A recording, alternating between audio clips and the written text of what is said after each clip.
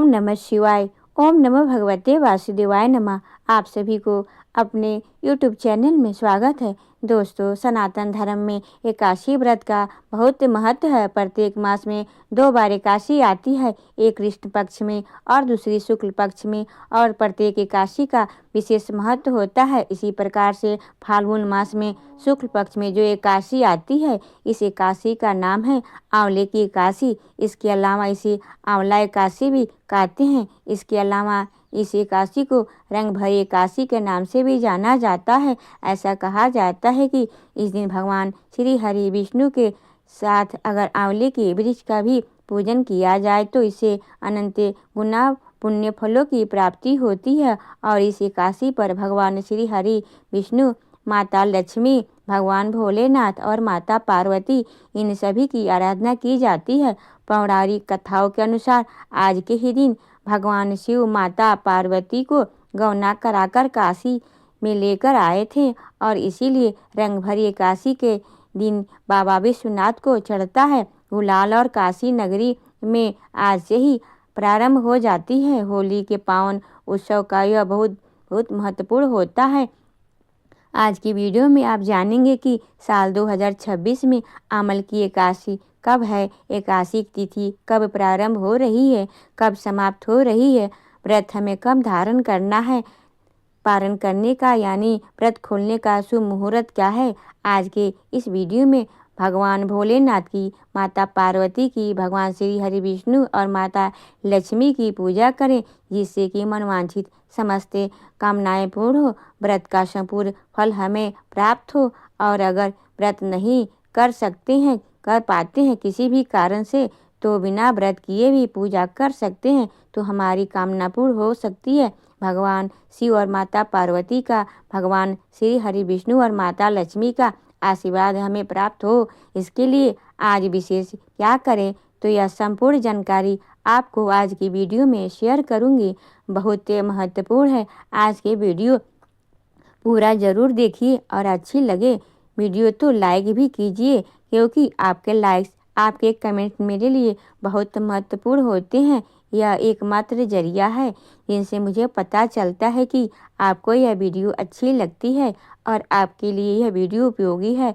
तो अगर वीडियो अच्छी लगे तो लाइक तो ज़रूर ही किया कीजिए। बात करें कि इस बार आंवला एकादशी का व्रत हमें कब धारण करना है, तो देखिए, फाल्गुन मास की शुक्ल पक्ष की एकादशी तिथि प्रारंभ हो रही है 27 फरवरी 2026 को रात्रि 12:33 पर, और एकादशी तिथि का समापन भी 27 फरवरी को ही हो रहा है रात्रि में 10:32 पर। तो सूर्योदय कालीन तिथि के अनुसार 27 फरवरी को यानी कि शुक्रवार के दिन आंवल की एकादशी अर्थात रंग भरी एकादशी का व्रत हमें धारण करना है।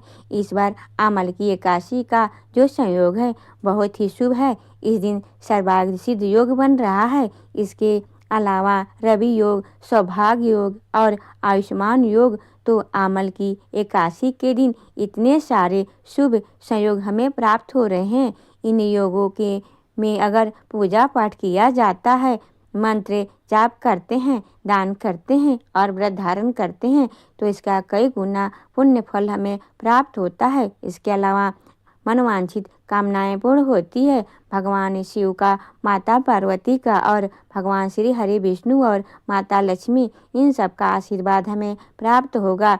तो बहुत शुभ संयोग से इस बार आंवल की एकादशी है। अगर आप व्रत नहीं करते हैं तो भी आपको पूजा अवश्य करनी है। तो जो भक्त एकादशी का व्रत धारण करेंगे, एकादशी से एक दिन पहले आपको दशमी तिथि के नियम का पालन करना होता है, यानी कि शुद्ध और सात्विक का भोजन लेना है, ब्रह्मचर्य का पालन करना है, शाम को सूर्यास्त होने के बाद अन्न और नमक का सेवन नहीं करना है, और अगर संभव हो तो आप भूमि पर शयन कर सकते हैं, नहीं तो अपने बिस्तर को शुद्धता का ध्यान रखिए। एकादशी के दिन प्रातः काल जल्दी उठते हैं, उठकर नित्य कर्मों से निवृत्त हो जाइए, स्नान कर लीजिए और शुद्ध वस्त्र धारण करके भगवान सूर्यदेव के जल दीजिए। फिर घर में के मंदिर में शुद्ध घी का दीपक प्रज्वलित करके अपने व्रत का, अपनी पूजा का संकल्प लेकर भगवान श्री हरि विष्णु माता लक्ष्मी की विधि विधान से पूजा कर लीजिए। घर के आसपास कोई भी आंवले का वृक्ष मिल जाए आपको तो जल अवश्य अर्पित कीजिए। थोड़ा सा कच्चा दूध, जल और मिश्री मिलाकर, पुष्प डालकर आंवले की वृक्ष की जड़ में आपको जल अर्पित करना है, परिक्रमा करना है और भगवान श्री हरि विष्णु और माता लक्ष्मी से उनकी कृपा के लिए प्रार्थना करना है। अगर आंवले का वृक्ष ना मिले तो क्या करें, फिर अपने घर में अगर आंवले का पौधा है तो आप चाहे तो पूजन कर सकते हैं, या फिर आंवला मिल जाता है अगर आपको हरा आंवला, तो घर में के मंदिर में ही भगवान श्री हरि विष्णु के सामने अर्पित करके और भगवान का ध्यान कर सकते हैं। आंवले के वृक्ष का ध्यान करके भी पूजन कर सकते हैं। आज रंग भरी एकादशी है तो आज विधि विधान से भगवान शिव और माता पार्वती की पूजा अवश्य कीजिए। आज भगवान शिव के ऊपर आपको थोड़ा सा गुलाल अवश्य अर्पित करना है। रंग भरी एकादशी के दिन जरूर अगर शिवलिंग पर गुलाल अर्पित करते हैं तो इससे आपके जीवन की परेशानियां समाप्त होती है, जीवन में खुशियां आती है और मनवांछित कामनाएं पूर्ण होती है, सौभाग्य बढ़ता है, समृद्धि बढ़ती है, रोग दुख दरिद्र का नाश होता है और भगवान शिव और माता पार्वती की आपको कृपा मिलती है।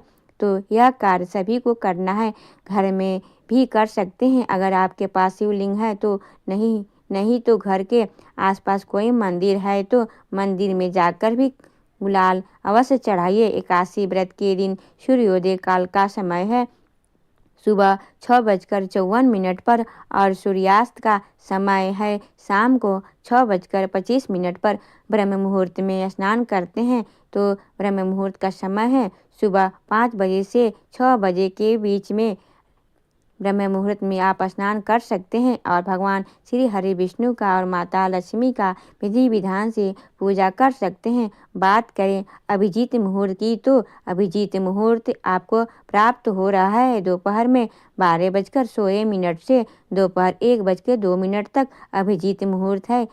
मुहूर्त में आपको कोई भी शुभ कार्य करना है तो कर सकते हैं, तो इसका फल आपको बहुत अधिक प्राप्त होता है।